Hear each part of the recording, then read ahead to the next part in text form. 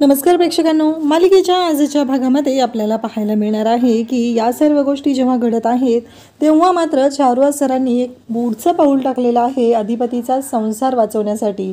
भुवनेश्वरीने काहीही केलं तरीही अक्षरा ही अधिपतीच्या आयुष्यात येणारच आहे, कारण अक्षरा तिच्या बाजूने कंटिन्युअसली प्रयत्न करत आहे. काहीही झालं तरीही अधिपतीशी संपर्क साधण्यासाठी तिचे प्रयत्न हे सुरूच आहेत.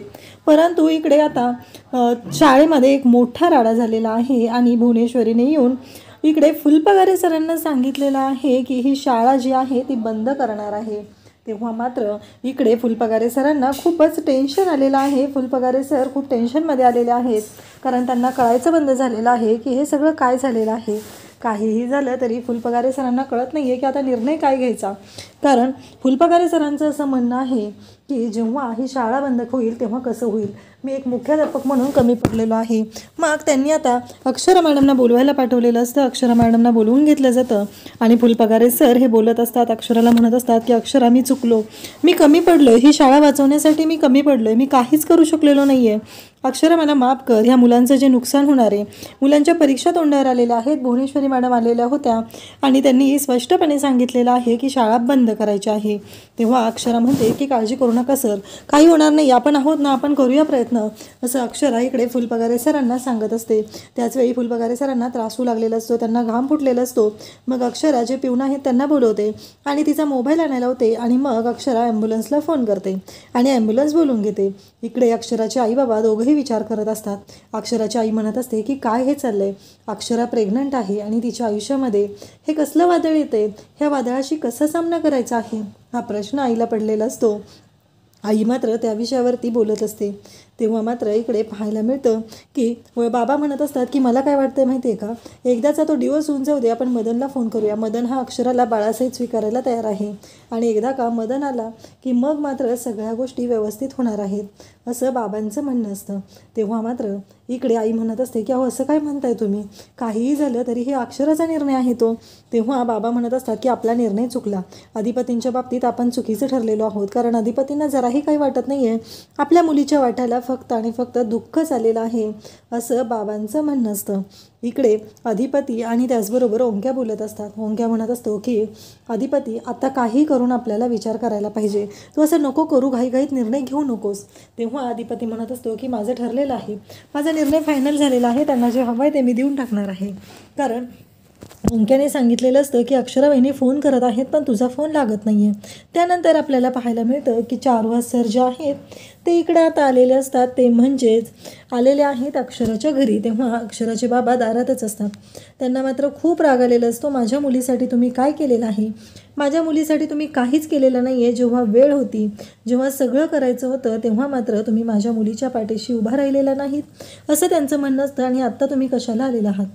तेव्हा चारुहास सरांना इकडे अक्षराच्या आई आत बोलावून घेते, परंतु इकडे चारुहास सरांना अक्षराचे बाबा मात्र खूपच ओरडून बोलत असतात. त्यांचं असं म्हणणं असतं की काहीही झालं तरीही तुम्ही माझ्या मुलीला घराच्या बाहेर काढलेलं आहे आणि माझ्या मुलीबरोबर चुकीचे वागलेले आहात, असं बाबा सांगत असतात. तेव्हा चारुहास सर म्हणतात, कसं आहे माहिती आहे का, नवरा बायकोचं भांडण होतं म्हणून मी विचार केलेला की त्यांच्या भांडणाच्या मध्ये पडायला नको, पण मला वाटत होतं की अधिपती येईल, अधिपती अक्षराशी बोलेल, अक्षराला समजावेल आणि घेऊन येईल, पण मी वाट बघितली, कारण मला वाटलं होतं की सगळं व्यवस्थित होईल, पण ते काय झालेलंच नाही आहे, असं इकडे चारुहास सर सांगत असतात. आणि त्याचबरोबर इकडे जेव्हा अक्षराचे बाबा म्हणत असतात की नाही, कसं आहे माहिती आहे का, चुकलेलं आहे, काहीही झालं तरी तुमच्या मुलाचं चुकलेलं आहे, असं अक्षराचे बाबा म्हणू लागलेले असतात.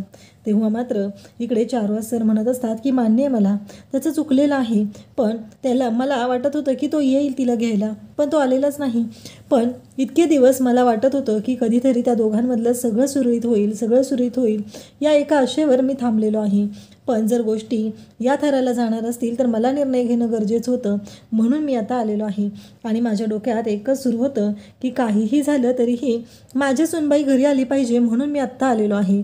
आणि आधीही मी अक्षराशी फोन करण्याचा, संपर्क करण्याचा प्रयत्न केलेला होता.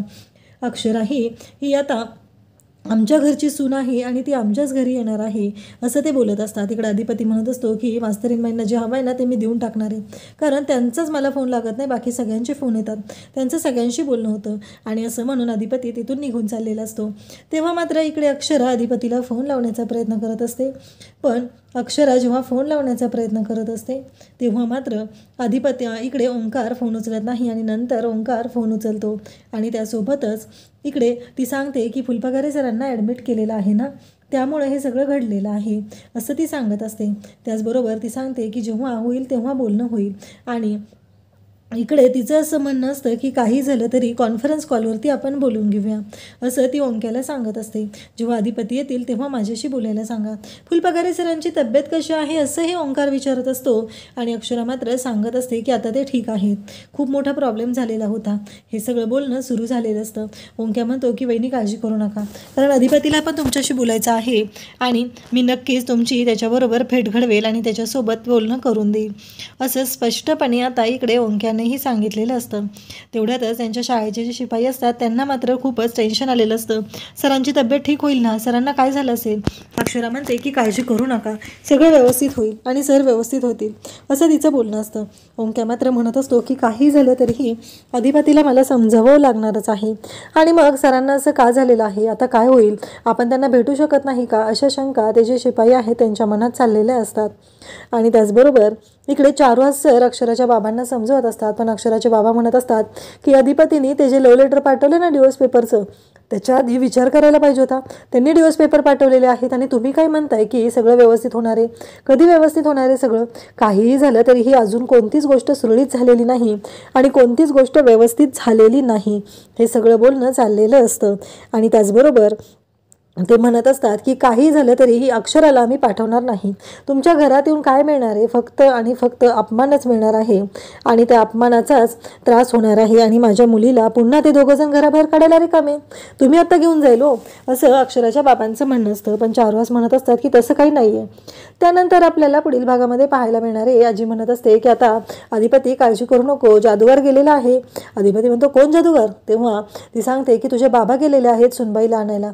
अधिपतीला मात्र धक्का बसलेला आहे. पण इकडे भुवनेश्वरी मात्र म्हणत आहे की काही झालं तरी ते आणायला लाग जाऊ दे, पण त्यांना घरात घ्यायचं का बाहेर ठेवायचं हे आमच्या हातात आहे. आता भुवनेश्वरी नक्की काय रडा करणार हे आपल्याला पुढे पाहायला मिळणार आहे. अशाच अपडेटसाठी चॅनलला सबस्क्राईब करा. थँक्यू.